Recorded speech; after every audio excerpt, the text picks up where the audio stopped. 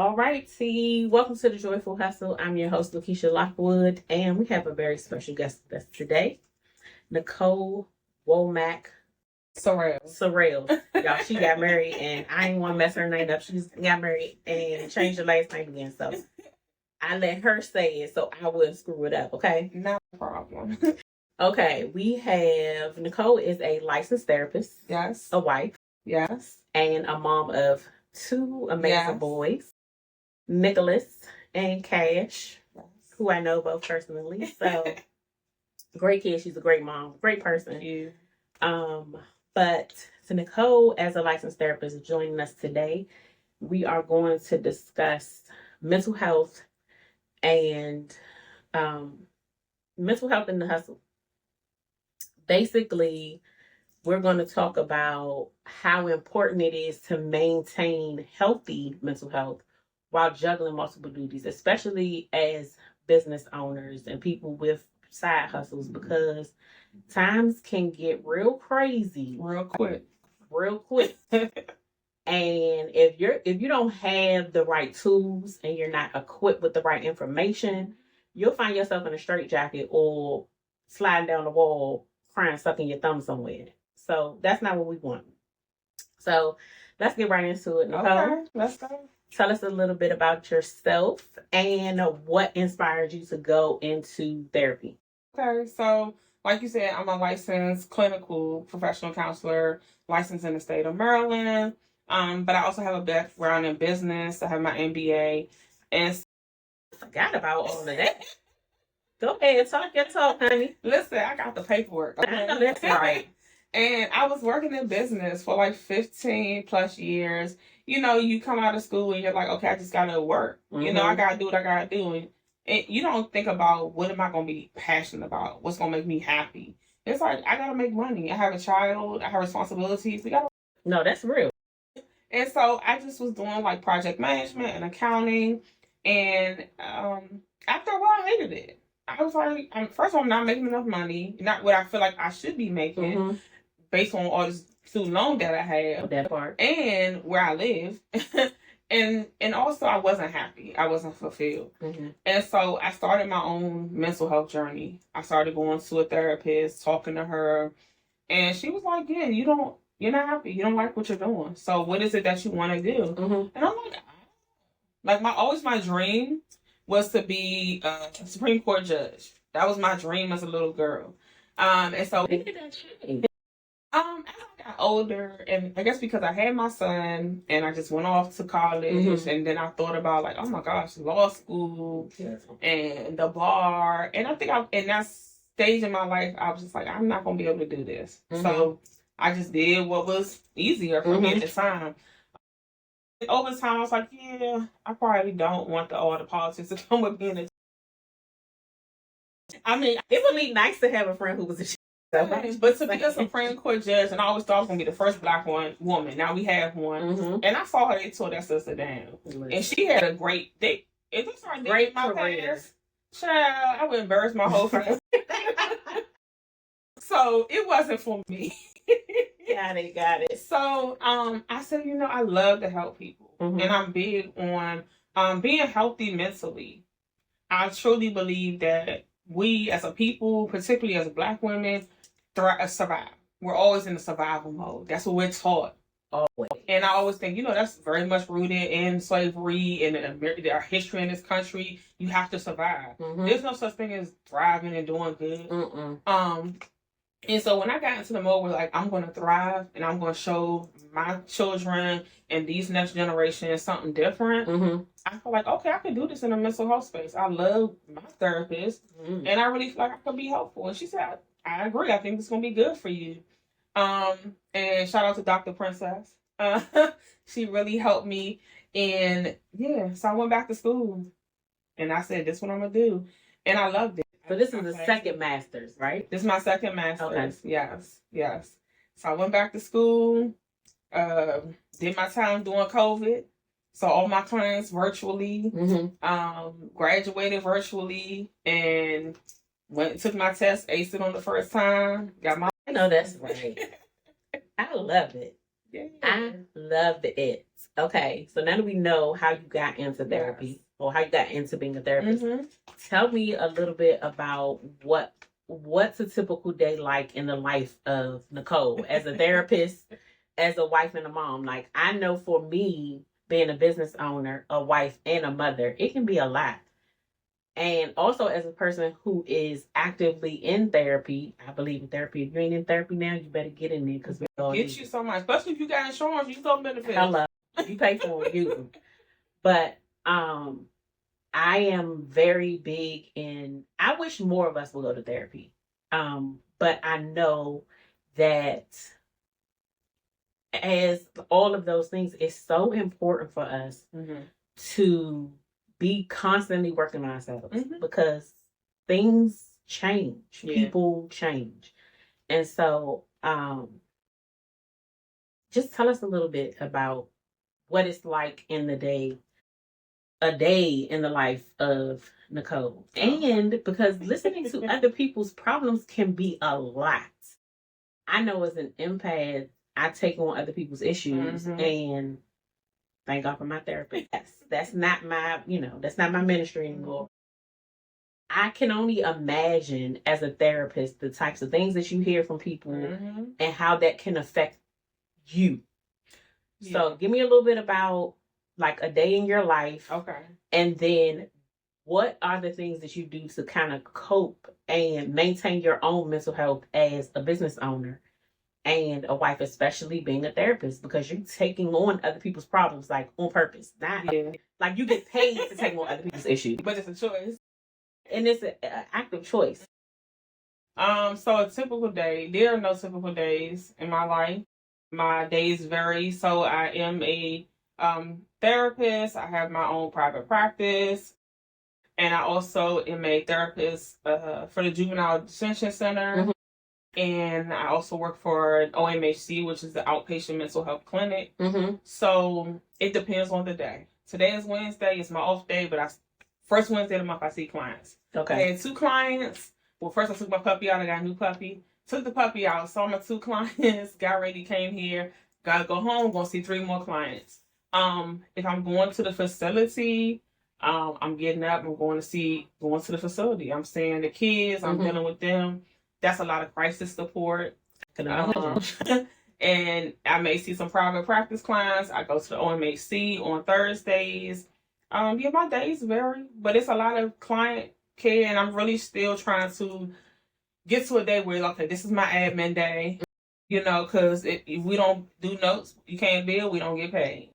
It's me trying to also structure that. So a lot of my days it varies, but I love it. I love the freedom, and being able to say, well, these are the hours that I'm working. Being able to say, I don't work on these days. I don't want to do it. And so that's what it is. And also being a mom and a wife. I mean, one of my children, he's a man. He just turned 28. 28? Nicholas is 28. He's a man, like grown man. Even when he was a little... That just aged me. Like, 28? Okay, that's not what we're here for, y'all. I'm sorry. I can't believe this boy is 28. Like, that's crazy. And then my youngest will be 12 next month, and I share custody with his father. So I have him 1 week on, 1 week off. And so when he's here, it's like, my wife and I, we're in parenting mode. We're dealing with him, and it's doing the mom and wife thing in between working. And I'm making work. I got a supportive household. My wife's very supportive of me in my career. So it really helps. It makes all the difference. Yeah. Like, and what was the last? You asked me another question. Truly, but that's what makes all the difference. I feel like I didn't answer one of the questions you asked me. No. I did. Oh, the other question was, how do you maintain your own mental health while taking on helping others with their mental health? Yes. And so I always tell people a good therapist should have a therapist. Even if they're not seeing them consistently, somebody that you can check in with. Because there are times where I'm like, okay, I'm good right now. I don't really need to talk every week or every other week. But I think even having a quarterly check-in with somebody is beneficial. So I have a therapist. I check in with her. And sometimes when there are things going on, I'm like, oh my gosh, I really had to deal with this today. And I have people, like I can consult with. I have other clinicians that I talk to, people who are more seasoned in the field who I go to for support. I've had clients who have died from suicide, and that's gonna, that's hard. Yeah. And you're like, oh my goodness, what? Especially as a client, because I can only imagine you're like, okay, this person's here, I'm helping them, and then for them to then turn around and take their life. Yeah. I know for me, I would feel somewhat responsible, even though I know I'm not responsible, but there's still that part of you that I'm pretty sure that what could I have done differently? I know that tugs on your heart. Yeah, and so that me having a therapist like doing that happen, I just I'm like, I gotta have a session today. Like I gotta unpack this. And she, same thing. I think what I'm realizing is, it's okay for me to have my feelings about that. It would be weird if I didn't. Like it's normal. What I feel about it, and I feel sad, and I'm like, oh my goodness, but I knew that I did what I could do. And so I just always like to remind my clients, like, there's so many resources out here. If anyone is struggling, we have our hotlines we can go through to. You can always talk to someone. So those resources are available, and I want people to tap into them. So yeah, I manage my mental health by having a therapist. And being open and honest with people, even my village. I'm struggling today. I need somebody. A village. So I think a village is very important, especially as just a human being. But when you are all of those things, a business owner, a wife, and a mother, how does your village play a role in your life? They really hold me up. Like I can call my people, and my people know who they are, and I can call them. And I like to talk. Like my wife tells me sometimes, all the time, you want to talk, babe? And I'm like, I'm a talker, okay? They pay me to talk, okay? Right. So, I literally do it for a living. But I like to get it out. But I'm also learning that you have to be mindful of how you do that with people, because everybody doesn't always have the capacity. And so I'm also a big journaler. Go into that. Talk about that a little bit more. Yeah. Because I think that's important to know that everybody's not equipped to handle our stuff. And I know for me, I am the strong friend. And there are some friends that I can go to that I know have the capacity to handle what I'm going through, that's going to tell me, all right, girl, like, you tripping. You need to go back and do that over, because you messed that up. Trying not to cuss, but like, you messed that up. So you need to go back and you need to rectify it. And they gonna tell me when I'm right. They're gonna tell me when I'm wrong. And they're not, yes people. Yeah. But talk a little bit about the importance of knowing and understanding how the people that you lean on, the capacity that they have, and being conscious of it. And also sometimes listening to where they are while you dumping on them. Like, I've been there before where I've dumped and I could hear in their voice, like, and I would stop myself and go, hold on. Okay, I know I called you, but you don't sound right. So tell me what's going on. Yeah, so I agree. Everyone doesn't have the capacity all the time. And so what I've gotten to a practice of, and I think maybe I model it, is I'll ask people, like, is this a good time for you? Like, I need to kind of unload. Do you got it right now? And sometimes like, go ahead. They're like, you know what? Not today. Not right now. And I love when people do that. Like, honor what you need. That's good. And right now, I don't got Nicole. Call me back tomorrow. Yeah. 10-4. That's good. I'm gonna have to. I just made a mental note of that. I'm gonna have to make sure that I do that. Like, is today a good? Like, all right, today is the day. Like, I'm having the day, and I need to unload. Yeah. You have the capacity to listen. If not, cool. I'll call you back tomorrow. Yeah, and that's important. I have a lot of people, so I do have a nice set of trusted people. So that I do feel like I can go to. I'm very close to my dad. My dad will be 90 in 2 weeks. So that's my guy. I would talk to him. But when they're all, going through and I can't get anybody, I always can call on the Lord. Okay. Always. Okay. As you were saying that, I was in my head, I was going, sometimes it's happened to me so many times. I have been like pissed off about something or something happened, and I call my bestie, she don't answer. I call my other bestie, she don't answer. I call my sister, she don't answer. And I'm like, okay, God, I know what you're saying. Like, this is a conversation for you and I. They're not available right now. So let's just go. And normally I'm in the car. And so I'll just like turn the radio or turn the music all the way down, and I'll just talk to God like, okay, listen, you got to do what you do today because I'm finna lose it. Yeah. My faith is big to me. Yes. That I know. I grew up in the Baptist church. I love my church. I love my people. And as I gotten older, there are some things I don't always agree with religious practices. But when it comes to that faith in God and my relationship with Him, oh, that's solid. That's we locked in. Yeah, relationship. Listen, that's about relationship. It's important to me. There have been times I lay on my floor, crying, talk to the Lord, and then I get up and get myself together, and I'm okay with that. I read my word and I pull on that, and when I don't understand something, I ask people I know who may be more advanced in the scripture. But I'm big on praying and talking to God, and then also sometimes that looks like me journaling it, you know, and I write it out, and even something I may want to say to somebody, I write stuff out all the time I want to say to people. Because maybe right now, I don't need to say this. And I'm like, God, get it out. You know, I need to get it out. And then, Lord, lead me. How should I approach this situation? So that's what I did. Okay, talk to us a little bit about journaling and how it can be a mental health tool. I have journaled before. I started journaling like when I was probably in middle school. Before it was a thing. Yeah, before it was a diary. Right. Exactly. Like, and as I got older, I got away from it. And I remember when I got back into therapy last year, it was about this time. No, it might have been.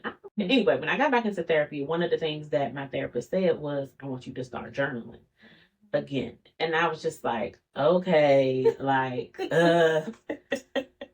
when am I going to have time to do that? Like, you know, all the things that I have going on. Like, when am I going to have time to do that? And she was like, make time. Because how important is it to you that you don't feel the way that you were feeling? Yeah. And I was just like, okay, so just tell me about myself, and I'm going to go ahead and just do what you say and do, because you're right. That's right. And I would literally go, and because of the living situation we're in right now, I don't have a lot of space, like physical space, where I can go and be by myself. And so I literally would go in the bathroom and sit on, like, put the toilet seat down and sit on the toilet, and I would write out. Some days it would be a page or two. Some days it would just be a sentence because I literally, it was just like, God, sometimes I was finding myself in a place where it was hard for me to just talk to anybody. Not just like God, my friends, my husband. I was just in a place where I felt not lost, but I can't describe it. I just was like numb to everything. Like nothing. Yeah. I didn't feel anything about anything. Like I literally was just going about my day, you know, doing the things routinely that I was doing. And I that's what led me back to therapy, because I was like, I'm not happy. This doesn't feel good. This is not me. I don't like this. I don't like how this feels. And I know there were a lot of things that compiled that I had compressed. Yeah. Things that I, didn't want to talk to other people about. Things that had happened that I had just locked away and threw away the key because I don't want to discuss it because it's just too much. It's too much to handle. And it weighed, like, it tore me down. It literally tore me down. And I was just like, okay, I got to get back in therapy because this is not it. And so the therapist told me to start writing, and that's what I did. And the bad part, though, is once I start feeling better, I stopped journaling. Of course. So I'm like, I need to, as you're sitting here telling us about these tools, I'm like, okay, God, I hear you. I need to pick my tools back up and do what I was told, because it is so helpful. Yeah. Like you said, even in the cases where you you can't get it out. You don't have anybody to talk to.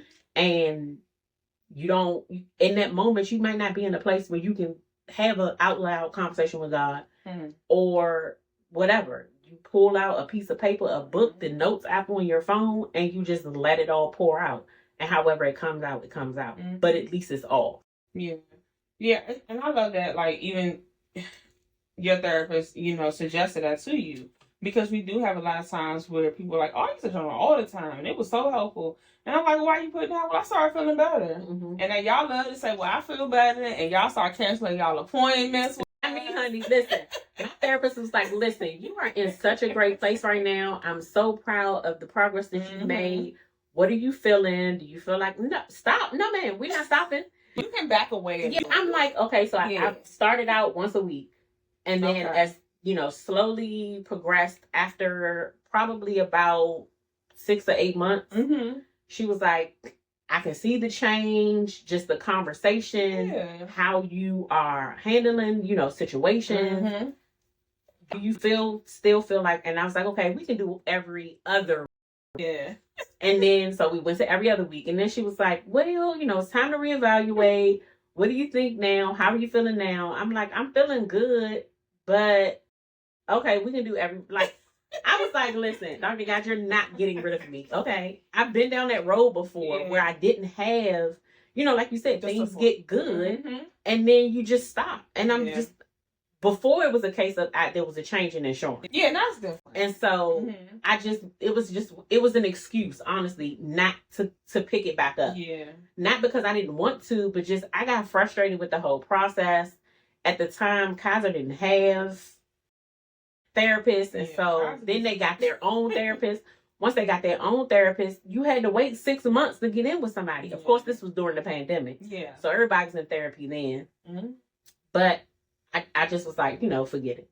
Which is how I ended up in the place where I feel like I ended up in the place where I was because I stopped taking care of my mental health. Yeah. And so I think this conversation is important because it gives people tools and strategies that they'll need to continue on, because there are days when you wake up and be like, now, I have never had thoughts of suicide where I wanted to kill myself. I have had thoughts of, what if I wasn't here anymore? And it was at that point that I was like, girl, you don't go find you a therapist, because this not even you. Like, this is not your personality. No, I'm like, this not you. Like, nothing that you've gone through, and I've been through hell and back again. I'm talking about from childhood up until now.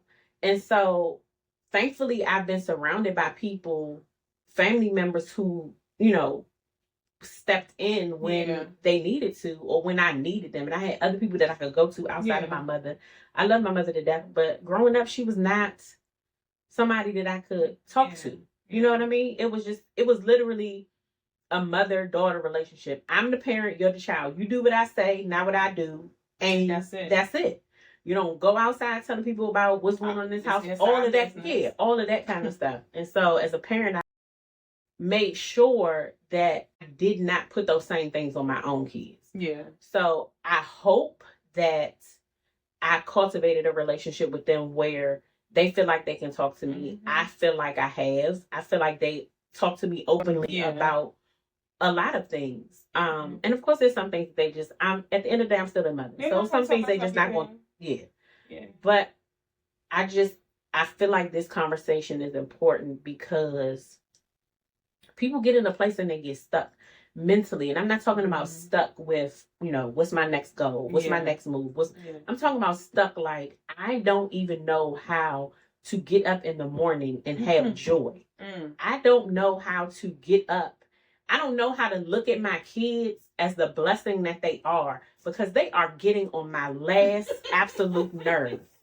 I don't know how to be grateful for the husband that I have, or the wife that I have, or the partner that I have, because he, she, them, they done got on my last daggone nerve, and I don't want to be bothered no more. Not, and I feel like when you find yourself in a place like that, it's dangerous. It is. Because now you become a neglectful parent, you become a neglectful spouse, and you just start neglecting everything else in your life.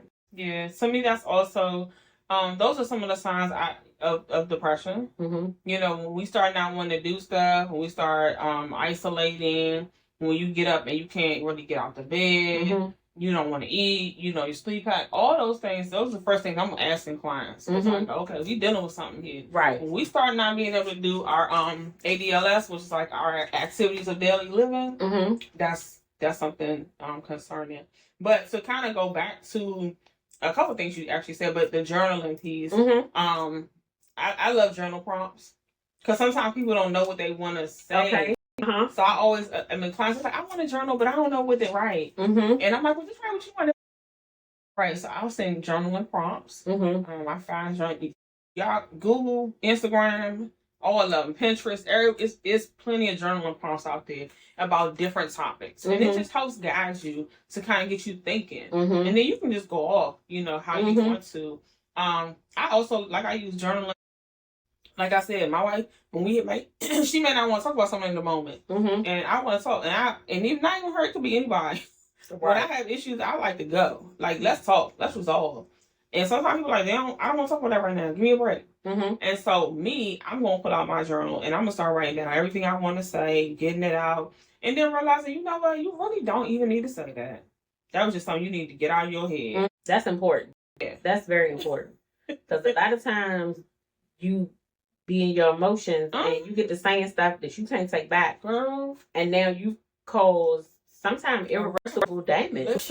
Because, you know, I think the worst thing that parents ever say to their kids is words don't hurt. Because words absolutely hurt. I would rather somebody punch me in my face than say something to me that is like purposely hurtful. Yeah. Because you replay those words over and over and over and over again. It can be 15 years later and you'll replay a conversation about something that happened and it'll come out of nowhere sometimes. Yeah. And you're like, dang, where's that coming from? Yeah. I totally agree. I've said things to people, and I've so regretted. And I know I can. And even if I've apologized and they've forgiven me, relationship has been repaired, we're good, I still sometimes get in my own head, like, I cannot believe I said that to them. Like, oh my gosh, like, that was really hard. But I also, when you were talking, I thought about parents and building those relationships. I'm big on that. Like, Nicholas, I had Nicholas, I was 15. So there was a lot I didn't know. I just didn't know how to do it. Right. And thankfully I had great parents and great family and friends and, that were supportive. But I think it's important as parents that we build those relationships. I agree. We as a people, we're always like, we keep family business in the house, which is why we have a lot of situations that go unreported and generational issues that are not being dealt with because we don't talk about them. Yeah, absolutely. I just urge parents, provide a safe space for your child because I want my children to know that even when they've done like the worst or what they think is the worst, whatever it is, you can always call me. Now I might go off, like, why would you do that? I'm gonna let you know how I feel about it, but I'm not gonna discard you. No. And I got your back. Yes. And kids need to know that, like, it's because if they don't, I see the kids. I see the kids in the street. You know, that's what I work for. Absolutely. And it's like, they need to know I got somebody I can go to, so they don't got to go out there to the people out there. Like, I know if something go down, I can call this person. I can call my mom. I can call my dad, my grandma, my granddaddy, somebody. And I also tell my children, you can't tell mom, that's fine. You got uncles, you got aunts. We got a whole village of trusted adults that I know that I trust that you can go to and you can't come to me. Right. So make sure that your children have that because this world is crazy. This world is crazy. These kids are going to try to find comfort, support, and outlet and whatever they can. And pay attention to their patterns. You know your child. If you pay attention to your child, you know when something off. That part. You know when something different. You got to pay attention to that. That part is very important. Yeah. Okay, so my next question is, what are some mental health challenges that you see most often in high achieving women and mothers? Anxiety. I think that's the top one for Black women is anxiety and depression, which is also some of our top, common mental health concerns for clients most times. But anxiety and depression, and for us, people, a lot of our anxiety presents different sometimes. It's not me like worrying about everything, or if it is, I'm worrying, but I'm not able to, vocalize what that means. So I'm mad, going off on you. But really inside, I'm nervous. I'm anxious. I don't know what's going on, but that comes out as me yelling at my children, yelling at my spouse, going off at work. And we have this hyper independence sometimes. And I tell people, that's trauma responses, feeling like you can't depend on people, being hyper independent.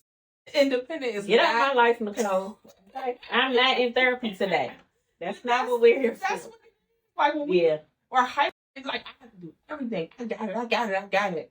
Somewhere along the way, somebody failed you, where you felt like you couldn't depend on anybody. Yeah, that's what that is about. And we all got to find out people that we can depend on. So I see that a lot, and I'm seeing more and more depression, and people are actually realizing like I'm depressed. They're sad. They're high functioning depression. So I'm going to work every day and I'm doing everything I need to do. But when I'm going home, I'm not engaging with people. It's just something wrong. Something ain't right here. And it years of pushing stuff down, not dealing with it. Okay, I'm not talking about that. I'm still going by my life. And then at the point where I'm about to break. That's what I see a lot of times. They're at their limit. Yeah. And they about to break. So would you say that anxiety and depression are a little more prevalent in women who are extremely ambitious? Yes. Yes. Yes, because you find, I think so, especially with the anxiety, because you're constantly like, am I doing it right? Is this good? What do I need to do? And you may see little like physical attributes, and then we think about stress a lot of times, anxiety. Where's that stress coming from? I'm anxious about things. So yeah, I do think in our high achieving women we have that perfectionism as well. Excuse me, even myself, like my bestie, she always like, we know you're gonna go get another degree. You're going to school. and I realized I love to tell people, yeah, I went to school, I got this and I got that. But always wanting to go to school and do something, there's an issue. There's a reason for that. And some of that is coming from not being able to settle, like being like anxious. Even now, sometimes when I get like, oh my gosh, I don't know what's going on. Maybe I should go get a doctorate. And it's like, what? For what? Why am I? Why? I don't even need that for what I'm doing. But it's like, okay, I'm not able to settle right now, and so that is my thing. Okay, so in those cases, what do you do when you find yourself as a therapist in the position where you're like, I'm gonna go get a doctorate, girl? Why? Why do you want to get a doctorate? You don't need a doctorate. Like, what do you do at the moment you realize, okay, I'm not able to settle? How do you then process through that so that you get to a place where you are now settled and you like, girl, you was tripping. You was about to sign yourself up for something that you absolutely did not need just because of, this. With a whole bunch of money and debt that I did not need. So for me, let's try my grounding. So for me, I like to pray. Write some things down, and then I'll talk to people like, what do you think about this? And they're like, okay, well, why do you want to do that? Like, what's pushing you to do that? What are you going to gain from doing that? What is it going to take away from you during the process? And I have people who will kind of bounce that. I like to bounce off of people that I trust. And then I go to my therapist. I'm like, I was thinking about this, but I also feel like I wasn't settled. And so I just process through it. I talk through it. I write about it. I pray about it. And then I like to write lists, pros and cons, checklists, whatever. And I'm like, okay, that don't make sense. That's a very helpful. All this going on, that don't make sense. That's a very helpful tool. Girl, you done had I had a whole, I'm looking at my phone like I had a whole list of these great questions. Well, ask them. And we had just gone completely left. And I love it. I love it. I love it. I love it. And some of them you've already answered and addressed. And so I'm trying to scroll through and see, okay, let's talk about some tools and practices. Okay. So what are some small daily habits that can help busy women like us stay emotionally grounded? What are some ways to set healthy boundaries when we feel pulled in 100 directions? Mm-hmm. And then can you share a time where you had to pause and prioritize your own mental health? Oh, that's a lot of questions. I know. I'll ask them again, but I just wanted to get your mind on. Okay. Like practical tools. Mm-hmm. So for anyone, particularly clients, when we're dealing with something, I'm big on routine. Mm-hmm. You need a routine. Mm-hmm. You know. So what are you doing in your mornings? How are you getting yourself going in the day? And that the things you see on TikTok, everybody ain't nobody doing all that. That ain't realistic. And and I love the videos and I love to look at them. Mm-hmm. But baby, an hour to do this, I'm not doing. That's not going to happen. Nobody has that kind of time. And I'm looking at them like, oh, this is so well put together. Mm-hmm. I love the aesthetic. And I'm like, I'm gonna work in my life. But that mean 5 minutes. I can give myself 5 minutes. Mm-hmm. I can give myself 10 minutes in the morning before everybody else is up, before I'm dealing with puppy or my son, anything like that. Mm-hmm. I can give myself 10 minutes. Mm-hmm. So what type of routine am I going to build? Is that when I read my word? Is that when I just listen to music? Mm-hmm. Is that when I say some affirmations? I love an affirmation. Mm-hmm. I love people, talking to ourselves, building yourself up daily. Mm-hmm. I think a daily practice that's going to build you up. Mm-hmm. So whatever that can be. And I don't like to tell people to do this specific thing. Mm-hmm. Do what makes you happy. And find what works. Find the one and try different things. Yeah, because that's the only way you find out what works for you. Yeah, I wrote a quote on my mirror, and I had to do forever. Like, God don't play about me, and He has things designed for me, mm-hmm. and He has it's like basically raising to a higher expectation, mm-hmm. And everything He has prepared for me, mm-hmm. is mine, and I'm gonna get it. That part. So I love to write stuff like that, look at it consistently. Sometimes I'll change my screen, save on my phone, mm-hmm. and it's some affirmations or it's a scripture. Oh, yes. It's something, you know. Put my phone in. I got a whole, I made a whole screen on Canva. Look, I'm going to show it to you. Because I need to know, like it says, yes. I choose to be grateful. I have my magic speaks for itself. Begin each day with a grateful heart. Pray through the process. Yes. Don't just talk. Be still and listen. That one right there. Hard. Listen. That be still is hard. Listen. Because sometimes you be like, I be sitting there and I be like, okay, God, I'm being still. I'm listening. And then I 15 thoughts then gone through my head and I'm like, okay.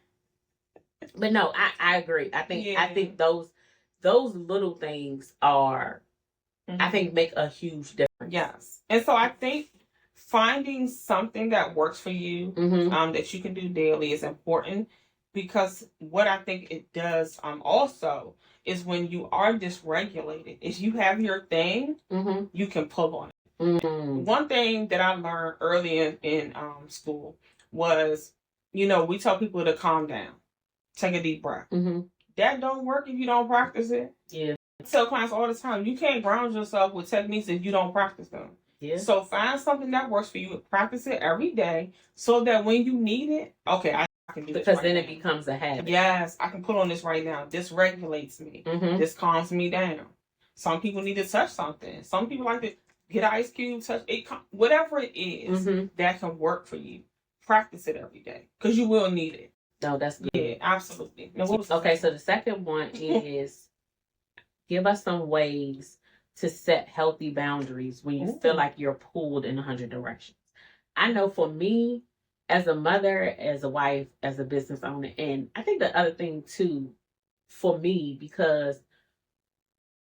and I knew that I was going to have to be all the things as a business owner, But until you actually get into it, baby, like, I gotta be the accountant, I gotta be the social media manager. And let's just be real. Social media management is a whole nother full-time job in and of itself. And I'm slacking because listen, I'm not even gonna talk about that.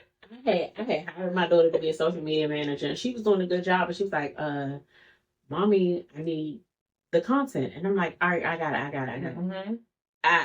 She, to the point where she just stopped even asking, because I know she was just like, listen, lady, I'm not gonna keep begging you to give me stuff for your business. And so I just was like, okay, but she also was managing social media for my oldest daughter. And so there's a lot that comes along with that. Mm-hmm. And so we both was slacking, if I'm being honest. Yeah. A lot of it was me, because I just wasn't sending her the content fast enough. Mm-hmm. And then the other part is, I'm just like, it's just so much that you have to do owning a business. And I don't think that people truly realize what that entails, because I've never really been like, I sit and I'll scroll on my phone, but my husband, it drives him crazy. He's like, you always on that phone. Whenever I look at you, you got the phone in your hand, but whenever I call, you don't answer the phone. And I'm like, I'm not. Sometimes I am aimlessly scrolling because that's my downtime. Like, that's how I like to watch dog videos and baby videos and like I like to laugh. So I will sit and scroll for an hour just laughing at random videos. But the other 3 hours I'm on my phone, I'm working. It's work. A client is texting me about an appointment. I'm trying to figure out what I'm going to post on social media. Like, it's a lot going on. Mm-hmm. And let's not even talk about when God told me to do this podcast. And I was like, when I'm going to have time to do that, sir? Listen. I mean, trying to I'm always on my phone too. And so I'm like, okay, but I think that for busy women, like I said, like us, how do we set healthy boundaries when you are being pulled in multiple directions? Yeah. So the boundary thing I love. So first of all, boundaries are for you. They're not for the other people. I think a lot of times we're like, well, my boundary is that you're not going to do this. No, the boundary is that I'm not going to accept that. Right. Or I'm going to respond in this manner to that behavior. We cannot control other people's behavior. We can only control ourselves, even our children. Yes. There's limitations on what we can control. Yes. So setting a healthy boundary to me is like knowing what your negotiables are, your non-negotiables are. And there's a book by, I believe it was Shonda Rhimes. I'm pretty sure. It was called The Year of Yes. That was a book she wrote. And she basically said yes to everything. Like all types, because it helps her try new things. I love that. And so what I went to is, I said, I'm going to have a year of no. That's what I made. It was no. When I said it was a no. Listen, child, you finna start a revolution. A year of no. And when I tell people, the answer is no. And it's a solid no. And that's the answer. And that, I really had to do that. And there was a period of time where I was like, no. And I love you, no. I'm not doing that, no. I don't have it, no. I do, but I don't want to do it. Just no. And I had to get really to a point where it's like, no is a complete answer. I don't owe people explanations. And I need this for myself. Now, I did that for a while. And then I needed to do it that way. And then I got to a point where I'm like, okay, Nicole, now you doing too much. Now you're being rude. But so I pulled it in. But it helped me learn how to set a boundary. Like, it's nothing wrong with telling people no. And I don't have to explain why. Like, so I just don't have it right now. I don't have the capacity. No. And I think me doing that also, I think, have helped other people know. Like, oh yeah, I can just say no, that's okay. Because whatever your actions are and your responses are, that's your responsibility. It's not mine. It's not my responsibility to own your emotions. Now, that don't mean y'all go out here and being rude to people, but that's their responsibility. Right. But if they go off about you saying no, they have to manage that. Yeah, that's for them. That's on them, not you. Yeah, so I'm big on knowing your capacity, and you know when you're over your capacity. For me, it's I get really I'm snappy. I'm short. Me too. And I know, okay, something is off. I'm taking on too much. I'm overwhelmed. I need to step back and reevaluate. And I love to go through my calendar, my schedule. My wife be like, okay, I'm going through it. She's like, you going to make a change? I'm making a change again. And you know what? I'm not going to work that in no more. I'm not going to work these hours no more. Because I was getting to a point, and I feel like as a Black therapist, I feel a huge responsibility. And so when people are coming to me and they want to, sure, I'll take you. Sure. 8 o'clock, sure. 9 o'clock, sure. I was working till 10 o'clock at night, get up at 4 o'clock in the morning. No, I can't do that no more. So I had to reevaluate things. And I'm going to still, have space and have flexibility. But that also comes with rest for Nicole. Nicole got to rest. I can't teach my clients to do it, and I'm not doing it for myself. That part. Yeah, so that's what boundaries look like. I think it's hard as a service provider, providing any services, to say no. And when you're a business owner. Yes. And because as you were saying that, I'm thinking to myself all the times my client was like, oh, do you think you can squeeze me in? And I'm thinking, that's my scheduled lunch break. But, business was a little slow last week. I need the money. Sure. But then I go home burnt out. Hungry. Listen, because I literally have not eaten all day. I done grabbed a bag of chips from the snack cart that I keep for my clients, and that's what I had to eat until I go home. Then I go home and I'm like, ugh, before I can even get in the door, a kid is like, "Mommy," my husband's like, "Babe," and I'm just like, because your children's blessing is over. Listen, so they're yes, I have sick. I don't, and people always be like, how in the hell did you manage 6 kids? And initially we just had the 3. Yeah. My 2 oldest from my previous marriage, and then my stepdaughter. But then we decided to have kids together. And so we have 2 sets of kids. I have a 23, 19, 18. Yeah. And then I got 14, 11, and God bless her soul, 5. She snuck up in there. Listen, girl, is that a pregnancy? Girl, listen. She snuck up in there. I was going through perimenopause. That's a whole other situation, child. I was going through perimenopause, didn't know it. And I was just like, I can't in a minute. What's going on? My best friend was like, you need to take a pregnancy test. As soon as she said that, I wanted to fight her through the phone. Because when I tell you this chick is like the pregnancy whisperer. I don't know what it is in her, but she can point out a person. She could look at a person's Facebook picture, I swear to goodness, and it just be a facial picture, and she'd be like, she pregnant. And I'd be like, girl, mind your business. No, she is. Next thing you know, here come the pregnancy. I don't know. She has always been like that. So when she said it, I was just like, this can't be it. But yes, my children's blessing is overflowing. Right now, we only have 3 at home. Okay. With us. The older ones, they out living their life doing their own thing. But that 5-year-old child, she's a mommy's girl. So it's mommy everything. The fact that she was born in the pandemic. Yeah. Well, right before the pandemic.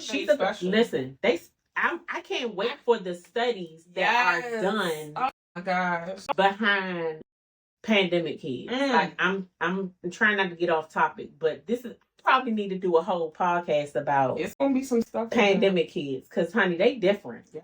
They are different. And I have raised 5 children before her. And each child, everybody who has multiple kids know each child is different. None of them are the same. You can't parent them the same. You can't discipline them the same. Like, you just can't do it. These pandemic kids, listen, that child got me questioning my whole entire existence. No lie. That's why everybody know who had pandemic babies. They're like, this child different. I'm like, But it's hard sometimes to balance all the things. Especially, like I said, when you're in the service industry, you say yes when you really don't want to say yes, because this is how I feed my family. Yeah, it's like, I don't want to leave the money on the table. Yeah. And I think because we became like business owners and gotten really successful a little bit older, it's like I feel like I'm catch up. Oh my God! Listen, okay, that is a thing for real, because I remember when I have been a licensed cosmetologist forever for 20 years. Mm-hmm. So even with going to cosmetology, I got a late start. Like throughout all of it, I got a late start. I didn't go to cosmetology school till I was 26. Mm. And so, you know, I was still a little behind the 8 ball, not completely. Yeah. But then I came out, I went to a shop, I did the shop thing. I realized that's not the life. That life wasn't for me. Mm-hmm. It was too messy. I ain't a messy person. I can't. Yeah. And so I went home. I did other things. I was doing hair at home. I was doing nails at home. And I'm just like, when I decided, and then, of course it was during the pandemic, I was like, back to what we were talking about earlier, how you got into being a therapist. Mm-hmm. I just wasn't fulfilled. And I had been at my good government job. Yep. Can't even say that no more. I had been in my good government job for 19 years. Mm-hmm. Like, I had no intention when I took that job on making it a career. Yeah. That's what it had become. But I never wanted to work for somebody else. Like, that was never my life plan. Yeah. My life plan was never to get a job, you know, go to college, get a good job and retire. Yeah. My plan was to go to college, get a degree so that I can be a business owner and do my own thing. I want to make my own hours. I want to be in control of my life. And like you said, life happened. You know, you gotta work. I got pregnant. I got a mouth to feed. And now I got, you know, they got married. Now I got a family. Now I got another baby. And so life just kept happening. And during the pandemic, I was just like, I'm not fulfilled. Mm-hmm. I'm not happy. Like, I am doing good work serving the people of the District of Columbia. I was doing good work. I worked in environment and energy. So the work that I was doing was important. Yeah. But when I tell you I didn't give 2 squats about it, it wasn't for you. I didn't wake up in the morning thinking, oh, you know, I gotta go, you know, be an energy saver today. No, it was, I gotta go to work and do this job because this is how I feed my family. Mm-hmm. And so stepping away from that after being in a comfortable position for 19 years was absolutely terrifying. Yeah. But I know that it was what God told me to do. Mm-hmm. I didn't just wake up one morning and say, oh, I'm gonna quit my job in 19 years. And trying to get my husband to understand that, he was like, what do you mean? And I was just like, this is what I want to do. Mm-hmm. We had a conversation probably year 5 of our marriage. Mm-hmm. And at the time I was doing custom cakes. Mm-hmm. And I was like, once my retirement account gets to the place where I can cover my salary for an entire year, I want to retire. Mm-hmm. And he was like, okay, like if that's what we're working towards, then that's just, you know, that's what we're going to do. Yeah. 5 years came. The money was there, but at the time we had 3 kids. Now I got 3 more. Yeah. So it just wasn't the time. It wasn't the time. It wasn't the time. And during the pandemic, I was like, I'm not fulfilled. Something's got to give. Like, I can't. And then the fact that I had to go back into the office, the vaccine had only been released for 2 months. Girl. When they told us we had to go back into the office in July of 2021. And the mayor was like, oh, y'all not just coming back in. Y'all coming back in 3 days a week. I was teleworking 2 days a week before I went back. Exactly. Before the pandemic. Exactly. So for me, it was like business as usual. And I'm like, that's just, I'm not doing that. Yeah. And so I got started late. And I feel like when I left, I was 42. Mm-hmm. I was 42 years old when I decided to walk away from my job. Yeah. And become a business owner. Yeah. I planned for, you know, like 6 months. I told my husband, I was like, listen, give me 6 months to plan and I'm out. Yeah. I got the X amount of money. This is how we're going to survive. This is how things are going to go. Mm-hmm. And I did it. Yeah. I was terrified, but I did it. But the imposter syndrome is real. And I feel like being an older woman who is now 45 in an industry full of young TikTok girls. Yeah, vibrant TikTok girls. Like, I be on social media like, this is too much. Yeah. Like, I can't keep up. Not because I'm not talented enough. Not because I can't do it. I just don't. I have other priorities that don't include recording content on TikTok. Yeah. Or recording content for other things. Yeah. And so I think that age thing is real. It is. When you are, like, it definitely plays on your mental health when you are older, starting something new. Mm-hmm. I was completely terrified, but I also knew God had me because God was the one that told me to do it. Yeah. And I can't lie, there have been times when one of my girlfriends like to call it the middle. When, God will tell you to do a thing and you get in the middle of it and you be like, okay, God, maybe I didn't hear you right. Maybe this was me and not you. Because ain't no way you told me to do this in this way. And this is how it's happening. And so I've been in the middle where I've had to pivot and change direction. And it's scary to do at any age. But as a 45-year-old woman who is a mother and a wife, it's terrifying. Yeah, it is. And so I think that was another thing that was kind of pulling on my mental health at the time, because prior to that, I was the breadwinner. My husband, the type of job that he had, it was very meaningful. He was a teacher. Yeah. But we all know teachers don't make that much money. Don't pay these teachers nothing. They deserve it all. Listen, I be telling my kids, teachers all the time, listen. What you need? That part, because I don't want to teach my own. Ain't no way I'm finna do it with 30 other kids in the class. I volunteered a classroom one time last year, and I said, babe, what y'all need? What can I bring you? Because I didn't even want to come back here. Listen. With my kids. Listen, it's crazy. And so to go from that, like, the dynamics flipped. And so it was a lot. It just was a lot weighing on me mentally. And like I said, going back into therapy helped me navigate through that. But if I didn't have previous experience with the therapy and how helpful it was, I probably would still be struggling. If I ain't lying, I probably would be somewhere locked up in the padded room, banging my head up against the wall. Listen, if it wasn't for God and my therapist, we'd be struggling. But I do like that whole starting something as you get older and not knowing how to balance it, what it's going to look like. That fear look different when you're in your 20s and when you're in your 40s. Yeah, because when you're in your 20s, you 20. When you're in your 20s, you could do whatever. You feel like you could anything. And I felt like I was like that. Like, I had been in this place, I had been working there, I had my stability. They wasn't probably gonna let me go.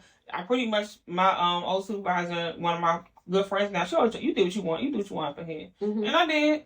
I come in wearing what I want, look at like, and there's comfort in that too. There's comfort in that. It was the same for me because it was the same way. Like, it got to a point where I was like, my big toe hurt, I ain't coming in the damn work from home. And my supervisor was like, okay. Listen. Because they knew the work was going to get done. Exactly. And I think that, I had got to that point. And the thing is, even, so I went to school. The whole time I was still working a job. I started working in the field. I was still working at that job. I was working in the detention center and still working at that job. I was so scared to let that job go. Because I was like, it's comfort, it's stability, whatever. I'm going to be here. I'm working remotely anyway. So I work remotely and do this other job. And I got to the point where I knew I needed to leave. I knew God wanted me to leave a long time ago. And they made it very uncomfortable for me. And once they made it uncomfortable for me, I knew I had to leave. Like, they forced you out. They were reducing my hours. We good? Yeah, we good. Okay. They were reducing my hours. And I found out that they were going to let me go. I'm going to say it like that. And so I made a plan, talked to my wife. I'm like, yeah, I'm going to go ahead and leave. Like, I'm not going to, they ain't going to fire me. That part. And so I did everything I needed to do. And I sent an email, effective this day, today. I'm no longer an employee of this company. And when I tell you that felt so good, I was going to add, that was getting ready to be my next question. Like, how did that feel? Like, mentally, where were you mentally on that day? Felt so good. Like, I have been talking to my family and friends, my wife, everybody, like, I gotta leave. And even my dad's like, you won't leave it? You know, he old school. You know, job. Right. Like, I mean, he's probably like, you know that little therapy thing, but this Right. So, I was like, yeah, I'm gonna leave. And so it felt so freeing to send that email and to know that I was good. And yeah, this wasn't for me. It served its purpose. I ain't gonna go off on y'all, berate you and all that. Which I could have did, but I didn't. But it was good. I was like, oh my gosh, I'm done with this. And sometimes I thought I would never be done with this. I'm gonna have to stay here forever. I'm gonna be old, working here. Felt kind of stuck. I felt stuck, and sending that email did something to me. Nobody can tell me nothing. I'm out here, okay? I'm gonna do what I want. I want. Even now, you know, my current position, you know, I was up for review, and they're like, "Here's your, you know, raise." I'm like, "Yeah, that's not gonna work for me." So that's another thing, you know, asking for what you want. I'm not. Yeah, that's not. No. So this is what I'm gonna go ahead. What is this? My counter, and y'all gonna have to meet me somewhere. So that's another thing. I said, you know what you're worth. Know what you're supposed to be doing, what you're supposed to be getting, and ask for it. I think that's another thing. Women, business owner, women employees, whatever. Yeah, we're scared to ask for things. Yeah, because we're like, I was gonna say, because let me go. Yep, you're afraid to rock the boat because you don't want to. You don't want them to be like, oh well, you know, she done got too big for her britches now. Let's just replace her. Because, I mean, let's be honest, here today, gone tomorrow. And I'm not just talking about life and death. It could be the same way in employment. And even with businesses. Like, even as a service provider, sometimes you find yourself in a situation where, like, I remember I had to increase my prices. And I was terrified. No, I was only going up $10 per service. Yes. Which is nothing. Not even expensive as a lift. Like, that's nothing. But I was like, oh my God. Like, we feel on my clients. My clients was like, okay. Like, I gave them plenty of warning. I was going to raise my prices in March. I started telling them in November, like, in March of next year, my prices are going up. Like, supplies are going up. And I'm finding myself in a position now, again, where I'm like, okay, I'm going to have to go up on my prices again because supplies are going up. Like, the same way groceries is going up, so is these supplies. And with these tariffs, we don't even want to talk about how much these nail supplies is costing me. I can only imagine. You got to have that stuff sent there internationally. I can only imagine. And even if you're buying it from a nail store, a nail supply store, exactly. So they increasing their prices. It's crazy. And I think we have to be okay with asking for what we deserve, what we need. Now, I will say some people go too far. Some people go way too far. I've been saying some people. Yeah. Some people in your industry. Yeah. No, come on. I completely agree. Like, I be being ridiculous. I had a opportunity to my old cosmetology instructor is teaching cosmetology at Crossland High School.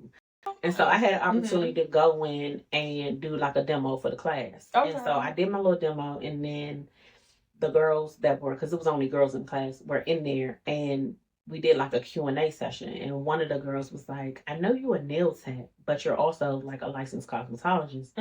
So you can do hair, and I know you used to, but what do you feel about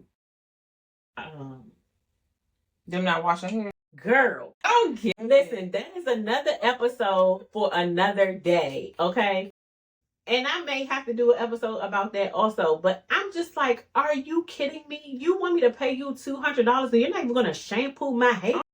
Aren't you a licensed cosmetologist? I'm example. Do that. When I first started out, I was in a shop, in a nail salon. I mean, a hair salon, Silver Spring. Shout out to Shanae, who gave me an opportunity when I didn't have any clients at all. She gave me a chair in the shop. The booth rent was very reasonable. I ended up leaving because it wasn't working out. Not because of anything either of us had done it. Just wasn't working. It just wasn't working. I wasn't building the clientele fast enough, and so that was the time I had to pivot. But I sat in. I was doing a client, and I sat in there, and I heard this lady come in, and she talking to one of the stylists, telling them how her daughter had booked her this appointment for to get her hair done, and the lady told her she had to come shampoo, blow dry, and colored. Nicole. So what was she doing? Colored. And the daughter had already paid for it for the mom for her birthday. Colored? So what were you doing? Because first of all, you're not supposed to do color. Really? You're not a there are some licensed cosmetologists who don't know how to do color correctly. Like, color is a big thing. Why? It's like one... And I was explaining to the students, I'm like, one, I don't want anybody sitting in my chair talking about, oh, I already shampooed and colored. I don't know. No. Because I don't know what you used. I don't know how these products are going to react with the products that I'm getting ready to use in your hair. And the last thing I want, and the last position I'm going to put myself in is in a position where you can now see because I put some spritz in your head that interacted bad with some bootleg shampoo you didn't use from somewhere, and now all your hair falling out. You looking at me like you did it. No, you did it. I just like the liability issues that come along with it are absolutely insane. Yeah, well, you see, I don't have no hair, but when I still had hair, baby, if you don't have that what's the Marcel's sitting up on it, you ain't a real hairstyle. If you don't know how to turn that thing and flip it around, no, stay out my head. If you don't go put my hair back in a bowl and get to it, that's crazy. That's crazy. But yeah, okay, definitely charge what you're worth. That part, and get what you're worth. Not just charge what you're worth. Get what you're worth. Even in the workplace, because like you said, I mean, this podcast is geared more towards business owners, but there are a lot of people who are in everybody's not meant to walk in this entrepreneurship. Ain't nothing wrong with it. It's not. We can all own business. No, it's I own business, and I still work somewhere, and that's okay. Yeah, and sometimes you gotta do it. That part. But know your worth, absolutely, and ask for it. Yeah. Nicole, this has been great, and I had some really good questions that we didn't even get a chance to cover. I'm going to ask you one more, and I have this thing where I do a quick fire round of just some real quick questions, and we're going to go through those. But I'm going to have you come back because 6 more bullet points that we didn't even cover. So we're definitely going to have to do a part 2 of this because this was amazing. But, okay, so quick fire round. Your favorite way to decompress after a long day? The Office. I love The Office. Watch The Office or TikTok. And I like to only watch videos of people. What's in my bag? I love a what's in my bag video. Don't judge. Okay, no judgment. We listen and we don't judge. Okay. Next one. One non-negotiable in your self-care routine. Oh, my nails. Yeah. Listen. Having to a nail tech eat, honey. Okay. Having to a nail tech eat. No sandwich for a week. Get my nails done, baby. Listen. I got some clients that's like, listen, ma'am, when you go, I go. As long as you're not going on the state, if I can drive, I'm coming. Okay. What are you teaching your kids about slowing down? I'm teaching my kids about slowing down. I think I show them by the way I slow down. Like me just relaxing, chilling out. Like you don't have to do everything. Take your time. You know, I think I show them by action. I don't just talk about it. That's good. Okay, last one. Your go-to affirmation that builds your mental health. God don't play about me. And there we have it, folks. There we have it. Thank you so much. This was so great. Thank you. I'm so thankful for your yes. And I'm definitely going to have you come back and we'll do a part 2 because I got a lot more to cover that we didn't even get to. And it was some good stuff. You like, yes. Listen, conversation. And I'm mad because I said to myself that before I start every podcast, we're going to pray. And I didn't do it, but we won't pray after. All right. Because I want the people to get what they need.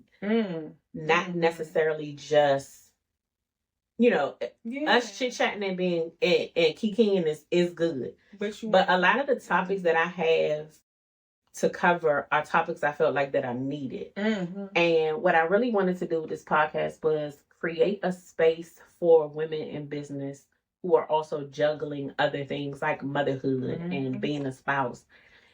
Because sometimes it's good when you have a village and when you have the support, but there are a lot of times where other people don't understand your vision. And it can be your spouse, it can be your mama, it can be your sister, your brother, it could be your child.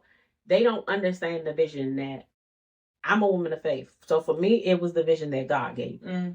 It wasn't something that I wanted to do. I mean, it was something I wanted to do, obviously, but at the time when it came, it wasn't something that I was even thinking about. Yeah. And I kind of got dragged back into it literally by God.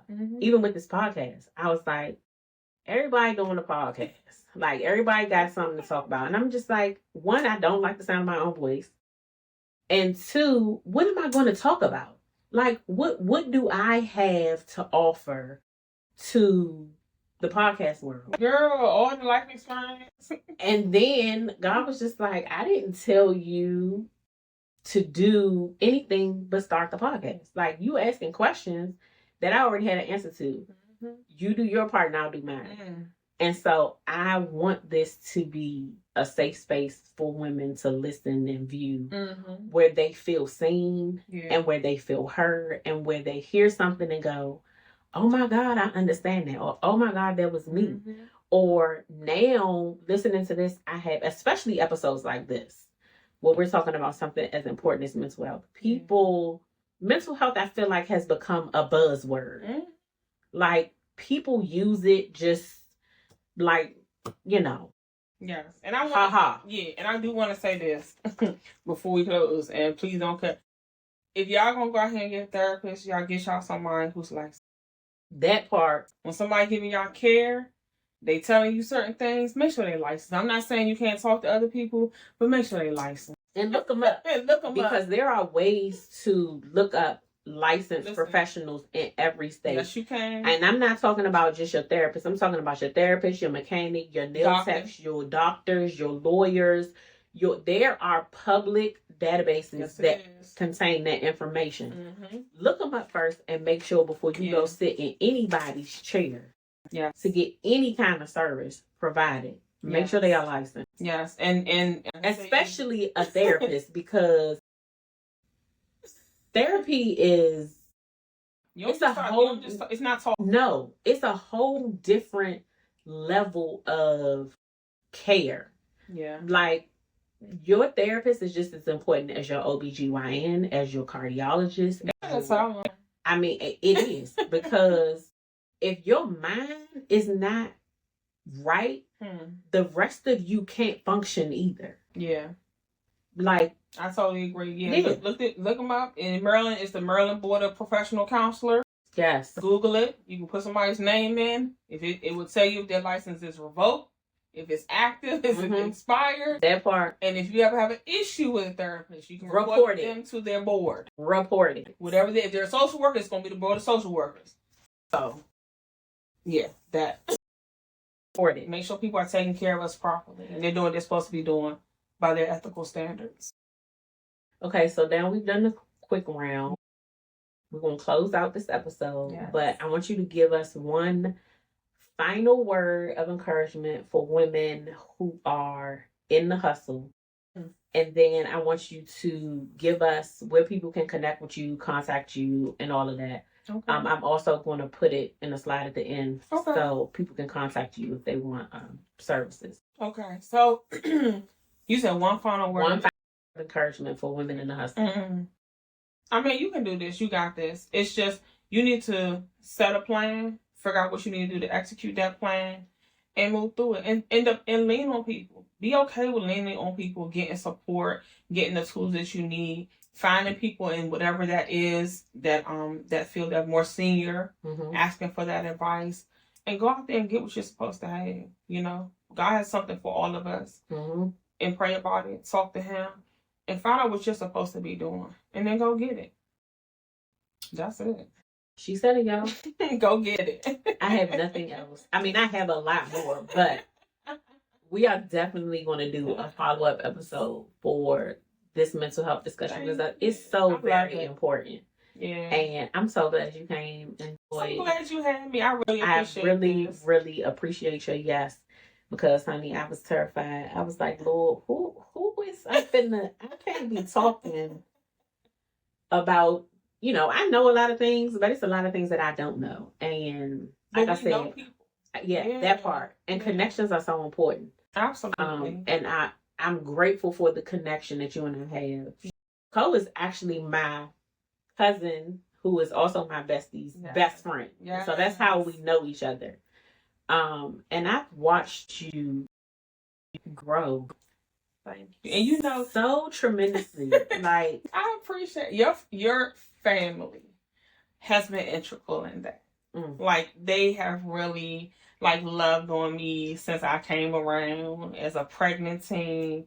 It was hard for my family to adjust to, and they did. But your family really loved on me. And people don't know what it means, like to be a teen parent, a teen mother, and really be going through it. And so to have people that love up on you, encourage you, I wouldn't be where I was today without people and without like your family and my bestie and her grandma and parents, everybody. Shout out to Nana. Shout out to Nana. Yeah, really let me know like I'm gonna be good, and I will.